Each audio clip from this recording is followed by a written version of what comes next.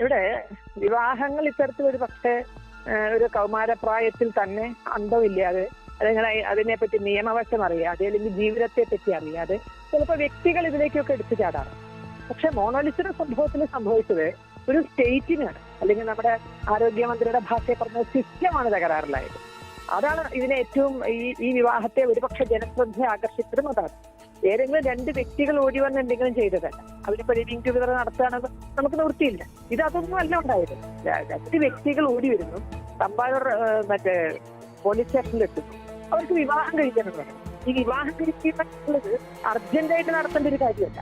ഇവിടെ സംഭവിച്ചത് അതാണ്. വിവാഹം അർജന്റായിട്ട് നടത്താൻ അതിന്റെ നിയമവശങ്ങൾ നോക്കാതെ അവർ രണ്ട് രേഖ കൊണ്ടുകൊടുത്തു. 18 വയസ്സായി എന്ന് തെളിയിക്കുന്ന രണ്ട് രേഖ അവർ കൊണ്ടുകൊടുത്തു. ആ രേഖ അതിന്റെ സോഴ്സിൽ അന്വേഷിക്കേണ്ടതായിരുന്നില്ലേ? പോലീസ് സ്റ്റേഷനിലും എത്തിയിരിക്കണം. ഏതെങ്കിലും സംഘടനകളുടെ ഇതിലല്ല എത്തിയിരിക്കേണ്ടത്, ഏതെങ്കിലും മതമൗലികവാദ സംഘടനകളുടെ ഓഫീസിലല്ല എത്തിയത്. ഇത് ഉത്തരവാദപ്പെട്ടൊരു പോലീസ് സ്റ്റേഷനിൽ എത്തിയാൽ പോലീസുകാർ കേരളത്തിലെ നിയമങ്ങൾ അല്ലെങ്കിൽ ഇന്ത്യയിലെ നിലവിലെ നിയമങ്ങൾ അറിയാത്തവരാണ് എന്ന് വിശ്വസിക്കുന്നില്ല. അവർ സാധാരണഗതിയിൽ അതൊക്കെ വേണ്ടി വിധത്തിൽ ചെയ്യും. അപ്പൊ ഇത് പോലീസുകാർക്കപ്പുറം ആരോ നിയന്ത്രിച്ചിട്ടുണ്ട് ഈ സംഭവത്തെ.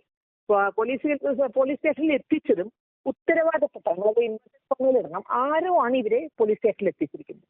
അതിപ്പോ SC കമ്മീഷൻ പറഞ്ഞതുപോലെ PFI ആകാം, CPM ആകാം, ഏതോ കേരളത്തിൽ നിർണായകമായ സ്വാധീനമുള്ള ഏതോ രാഷ്ട്രീയ പാർട്ടിയുടെ നേതാക്കളുടെ കെയർ ഓഫിലാണ് ഇത് തമ്പാനൂർ പോലീസ് സ്റ്റേഷനിൽ എത്തിയിരിക്കുന്നത്. അല്ലെങ്കിൽ ഒരിക്കലും കേരള പോലീസ് അത്ര അന്തവും ഇല്ലാത്തവരൊന്നല്ല. ഈ രേഖ അതിന്റെ സോഴ്സിൽ അന്വേഷിക്കാതിരിക്കില്ല. ഏതെങ്കിലും ഒരു കുന്നംകുളം രേഖ കൊണ്ട് കൊടുത്തിട്ട് ഇതാണ് ബർത്ത് സർട്ടിഫിക്കറ്റ് എന്ന് പറഞ്ഞാൽ, ഇതാണ് ആധാർ എന്ന് പറഞ്ഞാൽ അത് അതേപടി വിശ്വസിക്കാൻ തക്ക മണ്ടന്മാരല്ല കേരളത്തിലെ സിസ്റ്റം. അപ്പൊ ഇവരെ അവിടെ അത്തരത്തിൽ കണ്ണിൽ പൊടിയിടുന്ന ആരോ ഇവരെയും കൊണ്ട് തമ്പാനൂർ സ്റ്റേഷനിൽ എത്തിയിട്ടുണ്ട്. കാരണം കേരള സ്റ്റോറി ചമയ്ക്കാനുള്ള വെപ്രാളമായിരുന്നു.